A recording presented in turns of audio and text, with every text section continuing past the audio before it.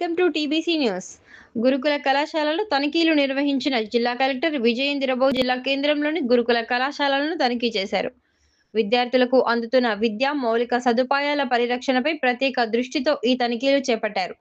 అప్పన్నపల్లిలోని తెలంగాణ గిరిజన సంక్షేమ మహిళా డిగ్రీ కళాశాలను, పిల్లలమరిలోని సాంఘిక సంక్షేమ గురుకుల మహిళా డిగ్రీ కళాశాలలను సందర్శించి తరగతుల గదుల్లో విద్యార్థులు చదువుతున్న తీరును, మౌలిక వసతులను పరిశీలించారు. అలాగే డార్మెటరీలు, టాయిలెట్లు తదితర వసతులపై ఆరా తీశారు. అవసరమైన అభివృద్ధి పనులపై అక్కడ సిబ్బందికి సూచనలు చేశారు. గిరిజన మహిళా శిశు సంక్షేమ శాఖలో హాస్టల్ రూమ్లలో డార్మెటరీ కిటికీలకు మెష్ ఏర్పాటు చేయాలని, డోర్లు, కిటికీలు రిపేర్లు చేపట్టాలని సూచించారు. విద్యార్థినిలకు సరిపడా డబుల్ కాట్ బెడ్లు లేవని ప్రిన్సిపల్ తెలిపారు. బాత్రూంలలో గాలి వెళ్లేందుకు ఎగ్జిస్ట్ ఫ్యాన్లను ఏర్పాటు చేయాలని సూచించారు.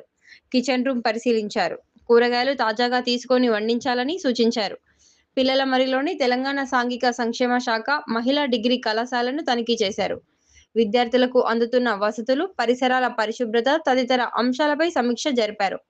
ఈ తనిఖీల నేపథ్యంలో జిల్లా కలెక్టర్ విద్యార్థుల భద్రత, అభ్యాసం, మౌలిక వసతుల మెరుగుదల కోసం అధికారులు నిరంతరం నిఘా ఉంచాలని, అవసరమైన చర్యలు వేగంగా చేపట్టాలని సూచించారు.